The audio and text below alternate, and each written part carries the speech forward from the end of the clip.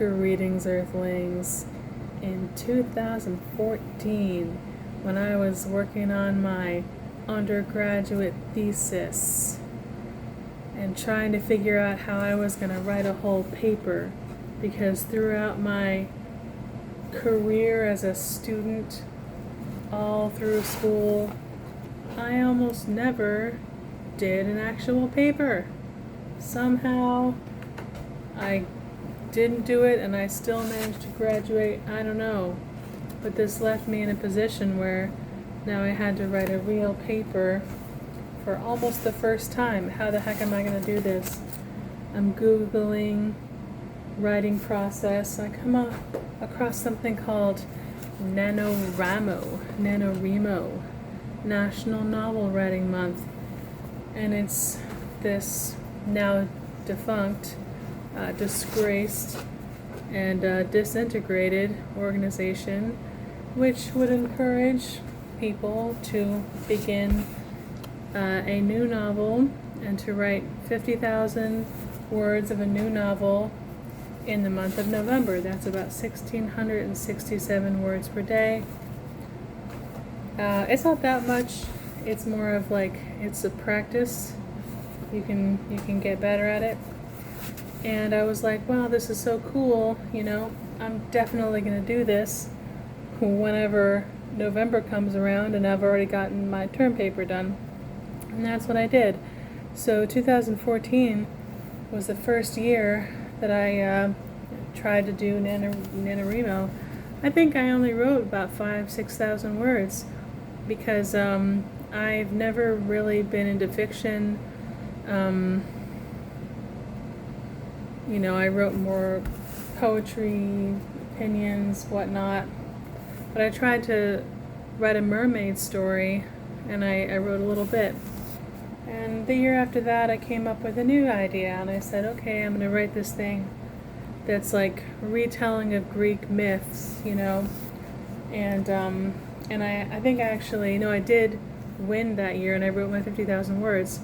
And then, years go by, and by the way that I was able to succeed in writing the 50,000 words was to write whatever was in my head.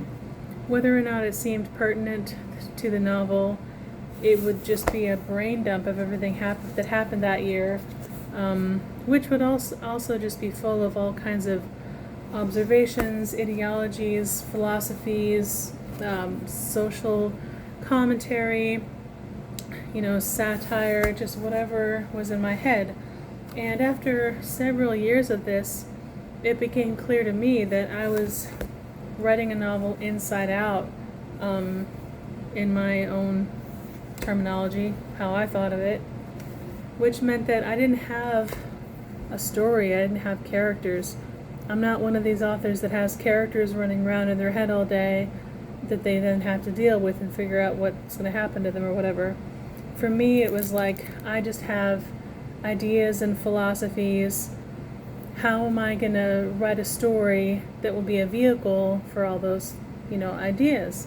And it was not until, I guess 2025 maybe, I got a novel writing workbook, and all of a sudden my story came together, and now I finally have my advanced reading copies of volume 1 of my 3-volume novel. I do have the other 2 volumes written, somewhat, and so my next step is to get the number 2 ready for an advanced reading, then a number 3 for advanced reading, and then I'll publish volume 1 for real, publish volume 2 for real, publish volume 3 for real.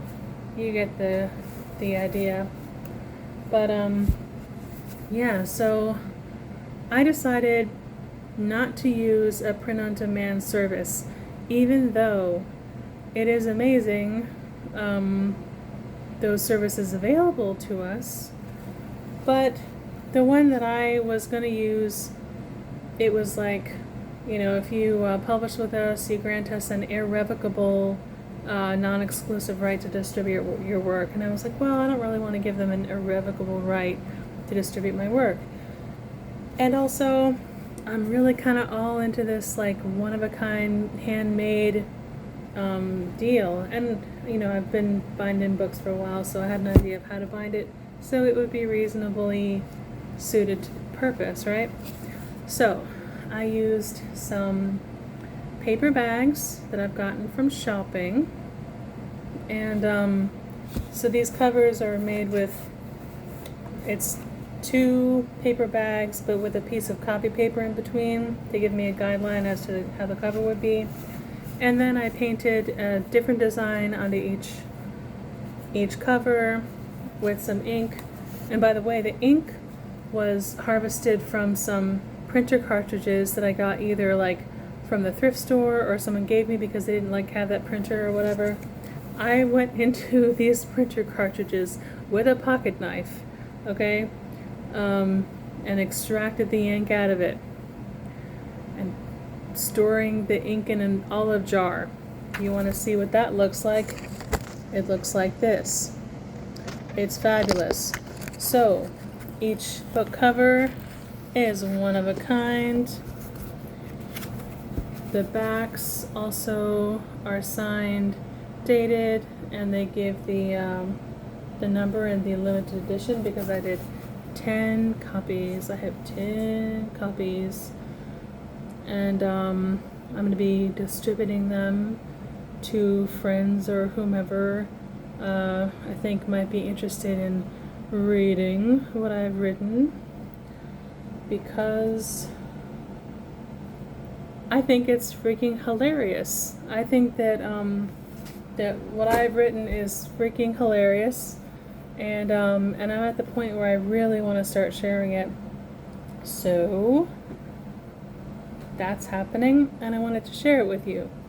Now, if you, even though advanced reading copies are generally not something that you buy, I will offer one. If you would like to own one of these advanced reading copies, PayPal me $20. And I don't even know how much it's going to cost to ship, but whatever. This is really just an experiment and an excuse to get myself out of the house and to the post office. And yeah, Mermaids in Space.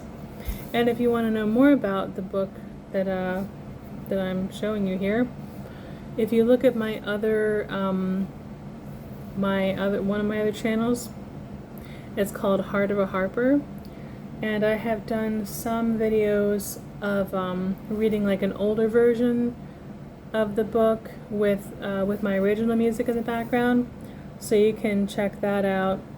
You might find a tidbit or two that clue you into what the story is all about. The story is all about a world, a future world, where the government assigns plots of land to each person, so every person has a piece of land that they can live on if they need to, and no one can come on it if they don't want them to. No one can make them leave. But then there's mermaids. How do these things combine? There's one way to find out. So, guys, this is an exciting day for me. This is a day that has been 12 plus years in the making, y'all.